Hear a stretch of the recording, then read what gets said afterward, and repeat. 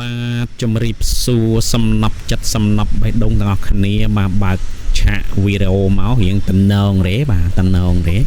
បាទថ្ងៃនេះថ្ងៃអាទិត្យបាទពីអ្នកចែចែបាទនាំកូនពូជទៅលេងមាត់បឹងម្ដងបាទកំពុងតែរៀបចំម្ហូបអាហារ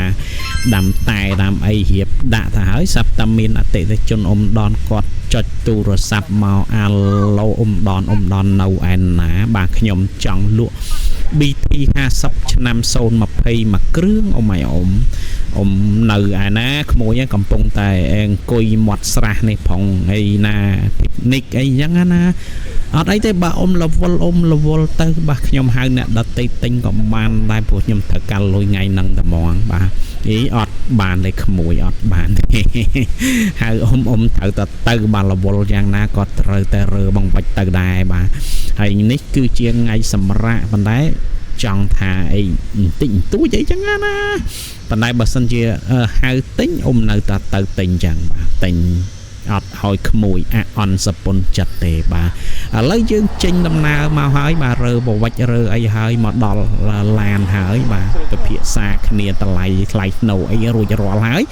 ត្រូវគ្នាសរសេរឯកសារហើយសុំថតបន្តិចបាទទុកផុសអួតអតិថិជនអ៊ំដនខៃលោកគាត់ត្រូវការលក់ត្រូវការដូរអីក៏ទេមកទៀតអីអញ្ចឹងណាវីដេអូផតឡើងខ្ជូតបាទមើលមុខអ៊ំទៅបាទឡើងខ្ញង់កដាលថ្ងៃត្រង់ចែសបាទថាអែមអើយបាទអែមហើយស្រាប់តែយកមកចាក់ស្ដាប់អត់មានសំឡេងអ្នករៀបចំបច្ចេកទេសគឺអាដាំហ្នឹងឯងបាទវាដាក់មីក្រូហ្វូនអត់ដិតអត់ឮសំឡេងឮតែខ្យល់គិកឃុកស្ដាប់អត់បានទេដល់ទៅពេលអញ្ចឹងទៅអ៊ំដាក់សំឡេងខាងក្រៅនេះបាទចង់បញ្ជាក់អ៊ំពុំមីងទាំងអស់គ្នាថាអ៊ំចុះទិញដល់ទីតាំងមិនថាឡានថ្មីមិនថាឡានសេរីចាស់តើតែស្អាតខ្ជូតគឺអ៊ំទិញហើយបាទតួយ៉ាងដូច Mazda BT 50នេះបាទឡាន 40000 គីឡូសម្បកកង់អីគឺនៅក្រាស់ខ្មឹកអីអញ្ចឹងមកបាទសួរបញ្ជាក់អីត្រឹមត្រូវហើយតម្លៃត្រូវគ្នាហើយ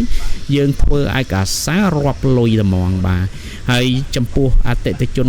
ផ្សេងទៀតដែលចង់លក់ដូរសេរីត្រូវការលុយបន្ទាន់អីហ្នឹងគឺតាក់តងមកអ៊ំដនចុះដល់ទីតាំងទិញមិនឲ្យ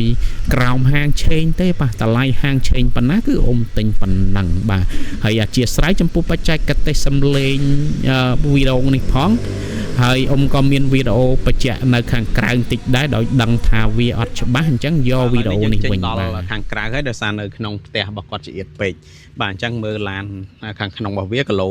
40000 គីឡូហ្នឹងគឺយើងមើលភិនភាគអញ្ចឹងមកអ៊ំពុំមីងទាំងអស់គ្នាបាទប្រភេទឡានដែលប្រើប្រាស់ច្រើនគឺវាអត់នៅស្អាតអញ្ចឹងទេបាទឡាននេះធ្លាប់បោកពុកលាងម៉ាស៊ីនម្ដងហើយបាទកម្មវិធីខាងលើរៀងវល់បន្តិចតែចំពោះពុកស្បែកអេប៉ុងអីផ្សេងហ្នឹងគឺនៅស្អាតដូចដើមអញ្ចឹងបាទទឹកថ្នាំធានាជូនអ៊ំពុំមីងទាំងអស់គ្នានៅស៊ីនបាទមកជុំអត់មានបុកប៉ះកាត់តស្ងោពណ៌ទេបាទហើយគីឡូអីគឺគីឡូស៊ីនបាទ Mazda ជំងឺរបស់វាតែងមានឡៃនេះតិចគ្រប់ឡានទាំងអស់បាទហើយបើសិនជាអ៊ំពុំមីងទាំងអស់គ្នាចង់បញ្ជាក់ជាក់ស្ដែងអាចមកមើលជាមួយនៅឃ្លាំងអ៊ំបាទឡាននេះយកទៅបោកពុកលាងម៉ាស៊ីនទេអត់មានធ្វើអីទេបើអ៊ំពុំមីងទាំងអស់គ្នាបាទហើយសបកកង់អីដូចជាអ៊ំបានប្រាប់បាទគឺនៅថ្មីកប់របស់វាអញ្ចឹងឯងទឹកថ្នាំគឺនៅសំណុំស៊ីនមកជុំកង់សកូអត់ដោះទេបាទអ៊ំពុំមីងទាំងអស់គ្នាមើលបាទថតខាងក្រោមមកអូនបាទនៅ color របស់វានៅឡើយបាទន័យថាកង់ទី1ពីរោងចក្រមកបាទអញ្ចឹងបើសិនជាអ៊ំពុំមីងទាំងអស់គ្នាត្រូវការ Mazda BT 50ឆ្នាំ020នេះប្រហែលជាខ្ទង់3ថ្ងៃ4ថ្ងៃទៀតអាចមកមើលបាននៅឃ្លាំងអ៊ំហើយបាទមិនបាច់រៀបរាប់អីច្រើនទេឡានបញ្ជាក់ថានៅសំណុំស៊ីនមកជុំបាទអត់មានបុកប៉ះកាត់តស្ងោពណ៌បាទទឹកថ្នាំស៊ីនបាទជំងឺរបស់វាមានកន្លែងតិចបាទយកទៅយើងឲ្យជាងតោនទាញយកមកវិញមកហើយប្រហុយថ្នាំឡើងនឹងតិចទៅគឺចប់ហើយអត់មានអីទេអញ្ចឹងបើសិនជាអ៊ំពុំមីងទាំងអស់គ្នាត្រូវការលក់ឡានផ្ទាល់ខ្លួនបាទអាចតាក់ទងមកលេខទូរស័ព្ទអ៊ំដននៅខាងក្រោមអ៊ំមានជា Telegram ផងដែរលេខហ្នឹងឬក៏ call មកតាម pack អ៊ំជាក់ស្ដែងអ៊ំចុះទិញដល់ទីតាំងអ៊ំពុំមីងទាំងអស់គ្នាបាទអរគុណច្រើនអ៊ំពុំមីងទាំងអស់គ្នាបាទ